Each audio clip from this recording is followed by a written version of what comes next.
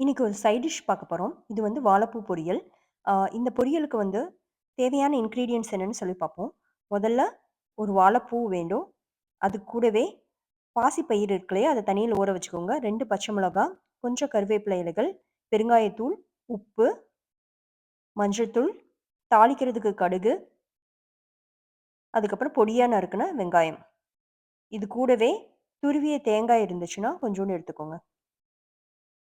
இப்ப ஒரு பாத்திரத்துல தண்ணி எடுத்துக்கோங்க. இது கூட 1/4 கப் அளவுக்கு மோர கலந்து விட்டுக்கோங்க. இது எதுக்காக பண்றோம்னா, இதுல நம்ம வாழைப்பூவ வெட்டி போட்டோம்னா, அதோட கலர் வந்து சேஞ்ச் ஆகாம இருக்கும். இப்ப வாழைப்பூல இந்த சிவப்பு கலர்ல இதழ் மாதிரி இருக்கு இல்லையா? இத பிரிச்சு எடுத்தீங்கன்னா, இதுல உள்ள பூக்கள் இருக்கும். இந்த பூக்கள் எல்லாத்தையும் எடுத்துட்டு,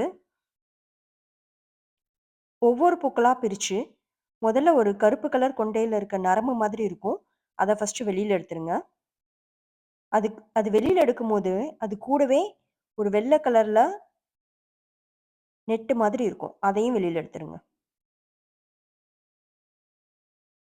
இப்படியே ஒவ்வொரு பூக்கள்ல இருந்தும் இந்த நரம்பையும், இந்த இதழையும் எடுத்துக்கோங்க. இதெல்லாம் எடுத்ததுக்கு அப்புறமா, எல்லா பூக்களையும் சேர்த்து, இந்த மாதிரி பொடி பொடியா நறுக்கி எடுத்துக்கோங்க. இந்த நறுக்குன எல்லா வாழைப்பூக்களையும், இந்த மோர் கலந்த தண்ணீல சேர்த்துக்கோங்க. இதே மாதிரி ஒவ்வொரு இதழா எடுத்துட்டு, சின்ன சின்ன துண்டுகளா கட் பண்ணிக்கோங்க. இந்த ஸ்டேஜ் வந்ததுக்கு அப்புறமா, இதோட காம்ப கட் பண்ணி எடுத்துட்டு, இதையும் சின்ன சின்ன துண்டுகளா கட் பண்ணி, மோர்ல கலந்து ரெடி பண்ணிக்கோங்க. இது கொஞ்சம் டைம் எடுக்கிற வேல தான். பட் இருந்தாலும் இது ரொம்ப ஹெல்த்தியான ரெசிபி. இந்த மாதிரி ஃபர்ஸ்ட்டு ப்ரிப்பேர் பண்ணி வச்சுக்கோங்க. இத ப்ரிப்பேர் பண்ணிட்டீங்கன்னா, இது ஒரு 10 நிமிஷத்துல செஞ்சு முடிச்சிடலாம். இப்போ ஒரு கடாயில எண்ணெய் ஊத்திட்டு, அது எண்ணெய் சூடாகுற வரைக்கும் வெயிட் பண்ணுங்க.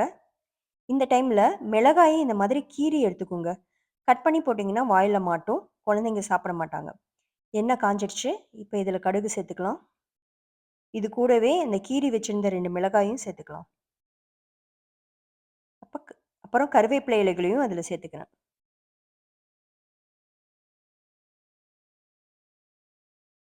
இது எல்லாம் நல்லா பொரிஞ்சு வந்ததுக்கப்புறம், நம்ம பொடியா நறுக்கி வச்சா வெங்காயத்த இது கூட சேர்த்துக்கிறோம்.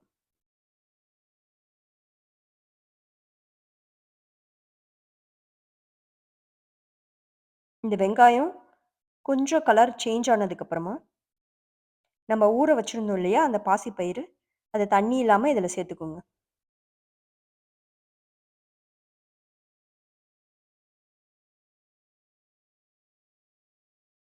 இந்த பாசிப்பயிறு தான் இதுல கொஞ்சம் வேகணும்.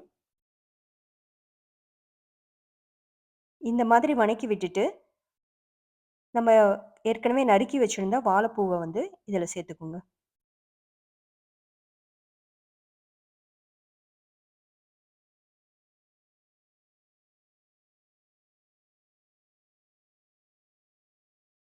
இந்த பூவ இது கூட சேர்த்த உடனே லைட்டா கிளறி விடுங்க. இந்த ஸ்டேஜ்ல பெருங்காயம், உப்பு, மஞ்சத்தூள் இது 3யும் இது கூட கலந்துக்கோங்க.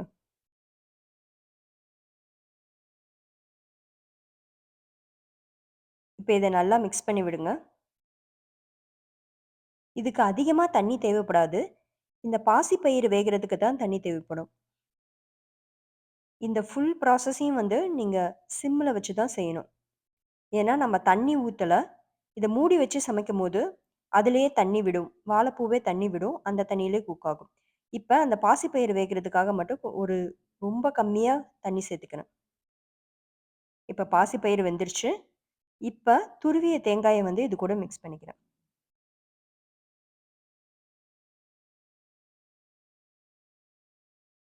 அவ்வளோதான். இத ஆஃப் பண்ணிருங்க. இப்ப இது வேற ஒரு பாத்திரத்துல ட்ரான்ஸ்ஃபர் பண்ணி, இத சாப்பிட ஆரம்பிக்கலாம். இது ரொம்ப ஹெல்த்தியான ரெசிபி. பசங்களுக்கும் செஞ்சு குடுங்க. ட்ரை பண்ணி பாருங்க.